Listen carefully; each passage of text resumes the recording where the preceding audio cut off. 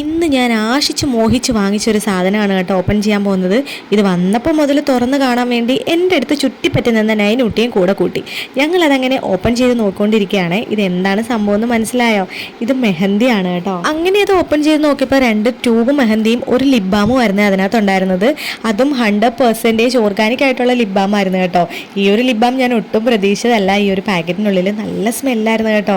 അതേപോലെ തന്നെ കുട്ടികൾക്കൊക്കെ യൂസ് ചെയ്യാം, കെമിക്കലൊന്നും ഇല്ലാത്തതുകൊണ്ട്. അതുകൊണ്ട് തന്നെ ഫസ്റ്റ് ഞാൻ നൈനൂട്ടിക്ക് അങ്ങോട്ട് തേച്ച് കൊടുത്തു.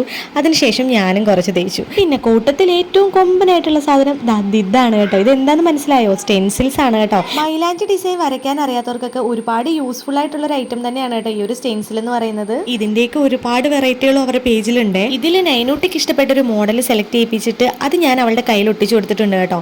എന്നിട്ട് ഞാൻ അവൾക്ക് മൈലാഞ്ചി ഇട്ട് കൊടുത്തേ. കുറച്ച് ദിവസം മുമ്പ് ഒരു മൈലാഞ്ചി വാങ്ങിച്ചിട്ട് ഉള്ള തൊലിയും കൂടി പോയൊരവസ്ഥ ഉണ്ടായിരുന്നു കേട്ടോ. അപ്പോഴേ വിചാരിച്ചതാണ് കെമിക്കൽ ഒന്നും ഇല്ലാത്ത ഓർഗാനിക് ആയിട്ടുള്ള മൈലാഞ്ചി വാങ്ങണമെന്ന്. അങ്ങനെ ഞാൻ ഇൻസ്റ്റഗ്രാമിൽ കുറേ ചെക്ക് ചെയ്തിട്ടാണ് കേട്ടോ ഈ ഒരു പേജ് എനിക്ക് കിട്ടിയത്. ഇതാണ് രാവിലത്തെ റിസൾട്ട്. നല്ല അടിപൊളി മെറൂൺ കളർ ആയിട്ടുണ്ട് കേട്ടോ. എനിക്ക് ഒരുപാട് ഇഷ്ടപ്പെട്ടു. എന്തായാലും ഇനി കയ്യിലെ തൊലി ഇളകി പോകുന്ന പേടിക്കാതെ ധൈര്യമായിട്ട് മൈലാഞ്ചി ഇടാം. അപ്പൊ ഇതാണ് അവരുടെ പേജ് വരുന്നത്. ഒരുപാട് വെറൈറ്റി ആയിട്ടുള്ള സ്റ്റെൻസിൽസ് അവരയിൽ അവൈലബിൾ ആണ്.